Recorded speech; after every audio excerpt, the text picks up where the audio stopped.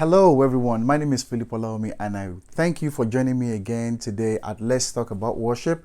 This is where we engage the scriptures to reveal God's mind about the subject of true and acceptable worship as recorded in John chapter 4 verse 23 to 24. And our goal is to be able to create a worship culture that is pleasing to the Father at all times. Today we want to talk about vocal warm-ups, and of course we're going to be doing some practical exercises. So let us get right on. Last week we discussed about how sound is produced, and when sound is produced, we discussed last week that we have a voice box and with larynx, and in front the front part of the larynx is what sticks out that we call the thyroid cartilage, that we all refer to as the Adam's apple, and inside that we have two vocal folds or vocal cords that vibrate whenever we make a sound. So that's how sound is made.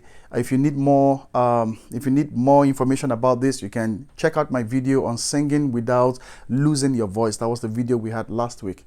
So this is how sound is produced. So our goal is to be able to sing just the way we breathe. We breathe easily, we breathe naturally. And that is how our singing should be as well. Because when you introduce pressure in your singing, then it doesn't make it to come out that well. It affects the tone, the quality of the sound that you're producing, and also you may be hurting your vocal folds as well, your vocal cords as well. So today we want to focus on how we can strengthen these vocal cords, these vocal folds. And I want you to please understand that your vocal folds is connected to the root of your tongue. The root of your tongue, and we're going to be doing some exercises that has to do with the root of the tongue.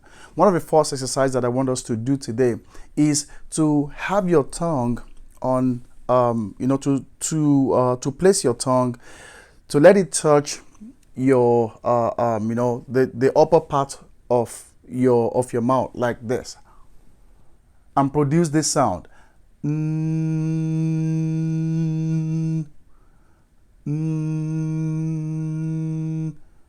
As you are producing that sound, you can also put your hand on your neck to feel the vibration. Let's try it again.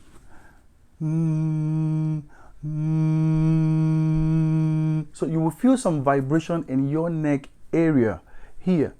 Now, let's check this out. The second one is from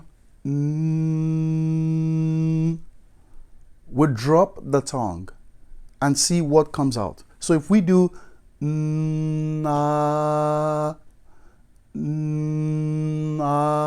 all of a sudden, just by dropping that tongue, that voice, what the sound that we're producing will change.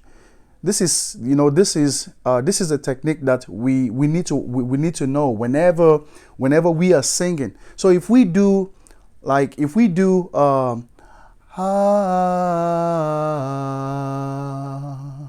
let's go back to the first exercise. We do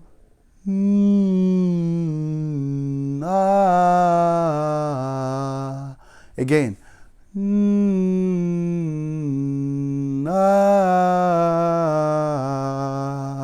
Now when you do you can do it and feel the vibration on your neck area. Let's do it and you feel it.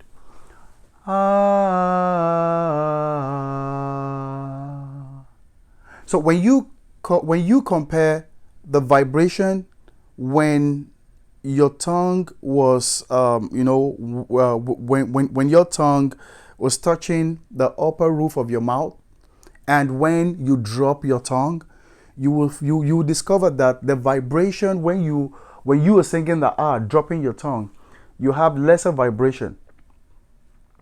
And the vibrations that you are able to feel here will determine, it addresses how hard that your vocal cords are working. So when you do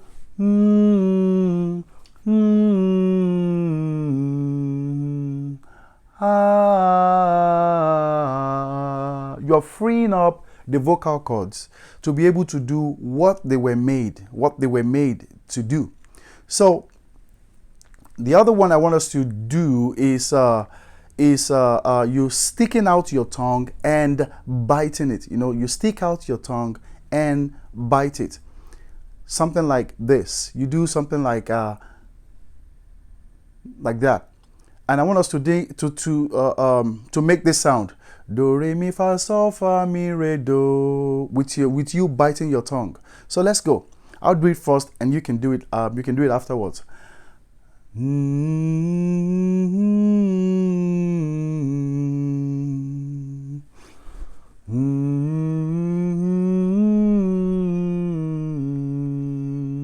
Now, when you compare, when you did, you know, the ng, with your tongue on the upper roof of your mouth, and you dropping your tongue and you biting your tongue, you discovered that when you were singing the ng, the you had more vibration, and when you drop your tongue, the vibration reduced.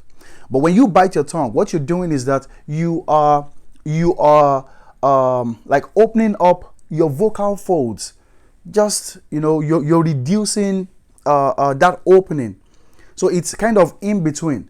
When you sang the it was wide open. When you're biting your tongue, it's a little open. And when you were doing the ng, it was closed. And that's why the vibration was that much. So when you do some of these things, it helps to strengthen your vocal cords, to strengthen your vocal folds. Yeah, so, and when you do this over and over, it may sound as, oh, what is it doing? Or maybe you're doing it in your family, or you're doing it at church or anywhere, and people are looking at you that, oh, what are you doing? When you're doing some of these things, it is strengthening your vocal cords. And when you do it over and over, and you begin to sing, you will discover that the tone in your voice is going to change.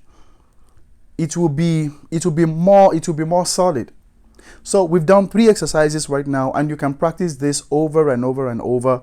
The fourth one I want us to go through today is you like rolling your tongue. Rolling your tongue. Rolling it this way.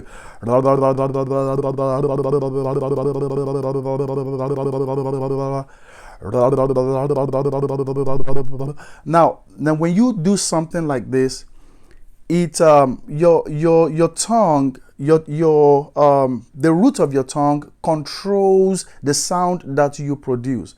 There are some people that may not be able to do it. They may be able to. When you try to do it, it may sound as if your voice is being slurred, like just something like that. So if you do that, and if you try it and you discover that you cannot do it, it simply means that the root of your tongue is stuck, and this will impact your singing negatively. So, but when you try it over and over and over and over, it's going to free it up. There are other exercises that are coming up that we can engage to free up the root of our tongue. And this is because the tongue plays a significant role in how it plays a significant role in the type of sound, the quality of the sound that we produce. So let's do it again. Now,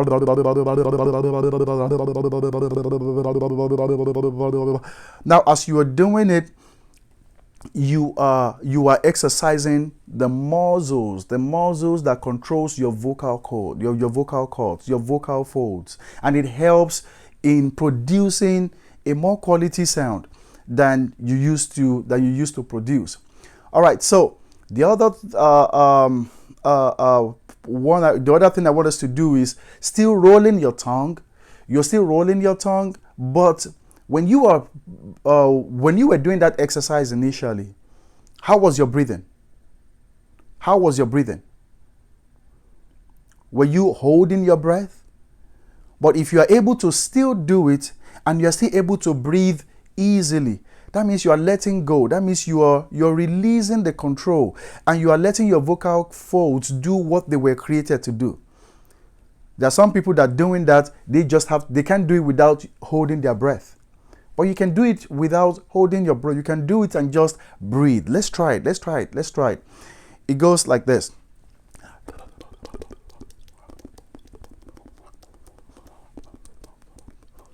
So just you keep rolling it, and you breathe easily. So when you try this and you are able to master this, it helps to give you control.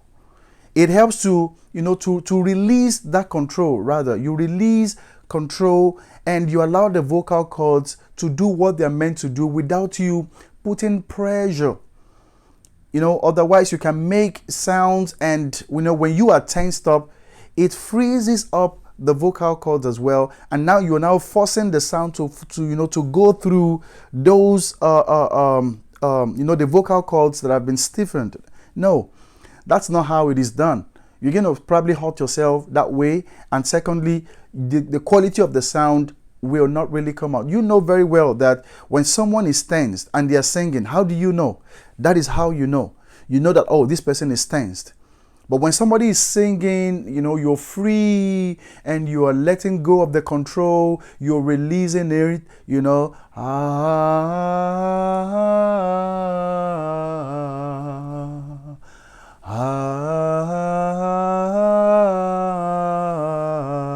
Our vocal cords, they are intelligent when we allow them to do what they were made to do. So when you are singing, you don't want to introduce any form of tension at all. And also one of the other things that you can do in order to be able to exercise and to strengthen your vocal cords, to increase the quality of the sound that you produce, is to babble your lips, like something like, and you put your hands on the side of the cheek of your mouth.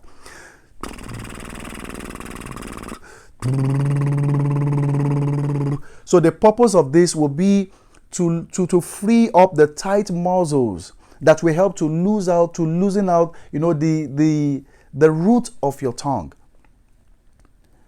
Because the root of your tongue controls the sound, how high, or how loud or how soft the voice, the sound that you are producing. The root of your tongue controls the quality of the sound that you release, and also the dexterity that you introduce.